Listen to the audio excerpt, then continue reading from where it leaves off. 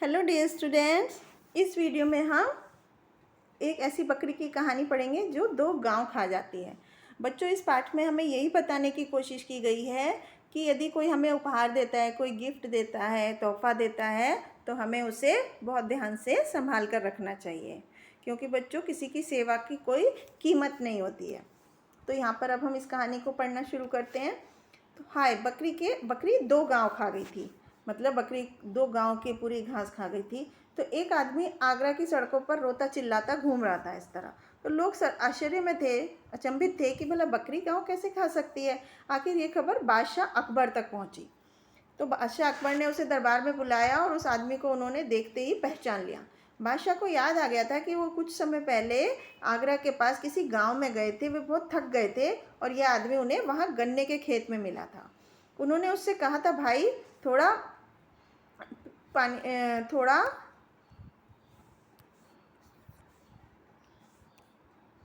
गन्ने का रस पिला सकते हो। तो तभी उसने कहा था कि हाँ हाँ आप बैठिए, मैं लेके आया।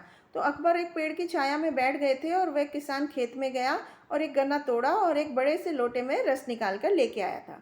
तो अकबर ने गन्ने का रस पिया तो वो बहुत खुश हुए थे और बोले कि अरे वाह, ऐसा रस तो उन्होंने पहले कभी नहीं पिया जी। और यह सिर्फ एक ही गन्ने का रस है क्या? एक गन्ने का इतना सारा रस? अकबर को बहुत आश्चर्य हुआ था। तो वो बोला कि जी मैं बिल्कुल सच कह रहा हूँ हुजूर, कमाल की बात है कि ये हमारे बादशाह की नीयत का कमाल है जनाब। अगर उनकी नीयत ठीक ना हो तो गन्नों में रस ही ना निकले। तो बोला, अच्छा कितना लगान देते हो? जी लगान तो सिर्फ 25 पैसे ही देने पड़ते हैं। सिर्फ 25 पैसे? बादशाह ने बहुत हैरान होकर पूछा। फिर वो सोचने लगे कि ऐसे रस वाले गन्ने के खेत पर तो काफ़ी रुपए का लगान होना चाहिए। लगान मतलब बच्चों टैक्स। तो ठीक है, आगरा पहुंचते ही इसका लगान बढ़ा दूंगा, ऐसे वो राजा अकबर सोचने लगे। तो कुछ देर इधर उधर की बातें करने के बाद अकबर ने कहा, अच्छा भाई चलने से पहले जरा एक लोटा रस और पिला दो। तो किसान लोटा लेकर चला गया। उसने एक गन्ना और तोड़ा, लेकिन इस बार लोटा भरा भरा नहीं। फिर एक के बाद एक 3-4 गन्ने तोड़े और उनका रस निकाला, फिर भी नहीं भरा लोटा। तो अकबर इसका इंतजार कर रहे थे और सोच रहे थे कि इस बार तो उसने देर कर दी। तभी किसान मुंह लटकाए हुए आ रहा और बोला, लोटा लेकर बादशाह की तरफ बढ़ा तो लोटे में थोड़ा सा ही रस था। वो बोले, अरे क्या बात है, इतना कम रस लेकर क्यों आए हो? तो कुछ नहीं हुजूर, लगता है कि अकबर बादशाह की नीयत बिगड़ गई है, उसी का असर है। तो अकबर को लगा कि जैसे किसी ने उन्हें आसमान से ज़मीन पर पटक दिया हो। क्या पेड़ पौधों पर भी असर पड़ता है? तो उन्हें लगा जैसे वो मामूली किसान एक बादशाह को इंसानियत का पाठ पढ़ा रहा था कि जहाँ नीयत अच्छी होती है वहीं बरकत होती है, भंडार भरा रहता है। लालच और छोटापन आदमी को कभी भी सुखी नहीं बनाते, क्योंकि यहाँ पर जैसे जब राजा को किसी चीज़ का लालच नहीं था तो उसके जो खेत के गन्ने थे वो भरपूर रस से भरे हुए थे। उसमें एक गन्ने के रस में ही पूरा लोटा भर गया था। अब राजा की नीयत खराब हो चुकी थी, उसकी भावना खराब हो गई थी। तो इसलिए, क्योंकि वो चाह रहा था कि इसका टैक्स बढ़ा दूँ, तो उसकी नीयत की वजह से ही वहाँ पर अब उसके गन्नों में रस नहीं निकला। तो अकबर ने कहा कि भाई तुम जानते हो कि मैं कौन हूँ? तो किसान सरप्राइज होकर डाउटफुली बादशाह की ओर देखने लगा और बोला कि मैं बादशाह अकबर हूँ। तो किसान ने घबरा कर पूछा, मैंने कोई गलत बात तो नहीं कह दी? तो बोले, नहीं, तुमने मुझे जो बात सिखाई है, जो बड़े बड़े विद्वान गुरु भी अपने शासकों को नहीं सिखा पाते। आज से तुम्हारे खेत का लगान बिल्कुल माफ़ कर दिया जाएगा। जाओ इस बार लोटा भर के रस लेके आओ। किसान फिर से खेत में गया। इस बार फिर से एक ही गन्ने के रस से लोटा भर गया और वो बहुत खुश होकर दौड़ा दौड़ा अकबर के पास गया। उसने लोटा आगे बढ़ाया और अकबर ने रस पिया।